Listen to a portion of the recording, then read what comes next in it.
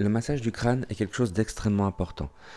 La tête représente en fait la boîte crânienne qui contient le cerveau. C'est ici que l'on analyse et que l'on reçoit toutes les informations extérieures et intérieures de notre corps. C'est grâce à cet organe que tout peut fonctionner chez nous.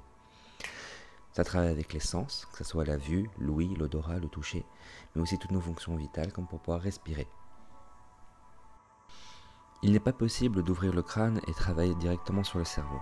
C'est pourquoi le travail sur le cuir chevelu est extrêmement important.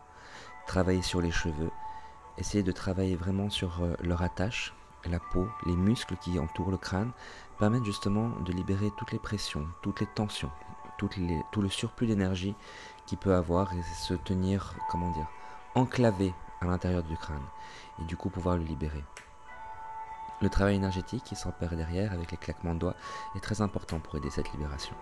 Le travail de la nuque, base du crâne, là où sont le centre de l'équilibre avec le cervelet, est aussi extrêmement important. Le cervelet permet justement de tenir en équilibre, que ce soit physique mais aussi psychique, c'est-à-dire être bien dans sa vie. Sur les mouvements, on a l'impression qu'il y a une grande pression qui s'opère. Alors oui, ça donne cette impression, mais en soi, il suffit de rester léger au bout des doigts. Le plus important est de comprendre que la boîte crânienne est un réceptacle qui est très dur. Il faut pouvoir justement travailler dessus sans le brutaliser. On continue de travailler sur les cheveux, mais il faut aussi comprendre qu'en dessous du cervelet se trouve la nuque.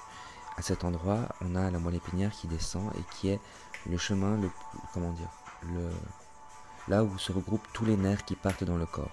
Donc en fait, la nuque est là où se retrouve la majorité des nerfs qui est avant qu'ils se séparent pour aller dans l'ensemble du corps.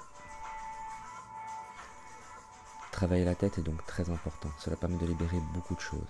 En travaillant derrière les oreilles, on libère l'écoute. En travaillant au niveau de la nuque, on libère les tensions. En travaillant au niveau de la base du crâne, on travaille les équilibres. Travailler sur le dos, suivre le chemin de la colonne vertébrale. C'est très important de comprendre que la tête, en fait, est simplement l'apex de tout ce qui se trouve en bas. Et donc, travailler le dos, travailler la colonne vertébrale, travailler les cheveux, permet de travailler vraiment constamment ce relâchement total. À bientôt et merci.